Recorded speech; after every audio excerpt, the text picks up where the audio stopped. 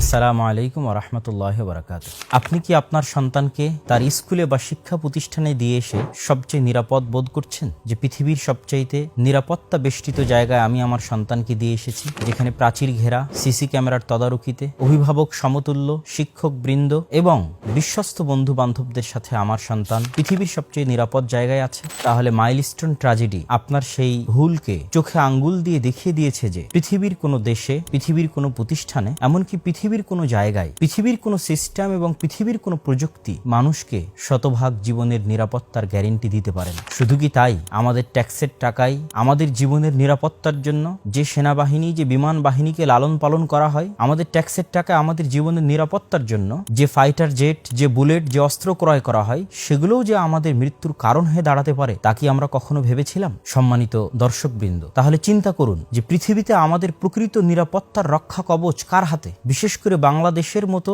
প্রাকৃতিক দুর্যোগপূর্ণ দেশে, বিশেষ করে ঢাকা শহরের মতো ঘনবসতিপূর্ণ, অব্যবস্থাপনায় পরিপূর্ণ, 24 ঘন্টা প্রতি সেকেন্ডে জীবনের নিরাপত্তাকে হাতে নিয়ে ঘুরে বেড়ানো এই দেশে আসলে আপনি কার কাছে আপনার জীবনের নিরাপত্তা চাইবেন? মূলত দুনিয়ার যত বাহ্যিক উপকরণ আছে, দুনিয়ার যত বাহ্যিক প্রযুক্তি এবং সিস্টেম আছে, তার সকল কিছুর ঊর্ধ্বে উঠে আমাদের জীবনের প্রকৃত নিরাপত্তা দাতা মহান আল্লাহ সুবহানাহু ওয়া তাআলা। তাই তো আল্লাহ সুবহানাহু ওয়া তাআলা এবং তার প্রেরিত রাসূল প্রতিটি পদক্ষেপে, প্রতিটি ধাপে তার প্রদত্ত নিরাপত্তা রক্ষা কবচ বা শিল্ড বা বর্ম গ্রহণ করার জন্য আমাদেরকে জিকির এবং দোয়া শিখিয়ে দিয়েছেন। তাই বাড়ি থেকে বের হওয়ার সময় দুনিয়াবি কোনো উপকরণের প্রতি ভরসা না রেখে বলুন, বিসমিল্লাহি তাওয়াক্কালতু আলাল্লাহ লা হাওলা ওয়ালা কুওয়াতা ইল্লা বিল্লাহ। আমি ওই আল্লাহর নামে বের হচ্ছি এবং ওই আল্লাহর প্রতি একমাত্র ভরসা স্থাপন করতেছি, যে আল্লাহর শক্তি এবং ক্ষমতা ব্যতীত পৃথিবীতে কোনো শক্তি এবং ক্ষমতা নেই যে আমার জীবনের নিরাপত্তা দিতে পারে। আপনি গাড়িতে উঠার সময়, বিমানে উঠার সময়, গাড়ি স্টার্ট দেওয়ার সময় পড়ুন, সুবহানাল্লাযী সাখখারা লানা হাদা ওয়া মা কুন্না লাহু মুকরিনিন ওয়া ইন্না ইলা রাব্বিনা লামুনকালিবুন। মহাপবিত্র সেই সত্তা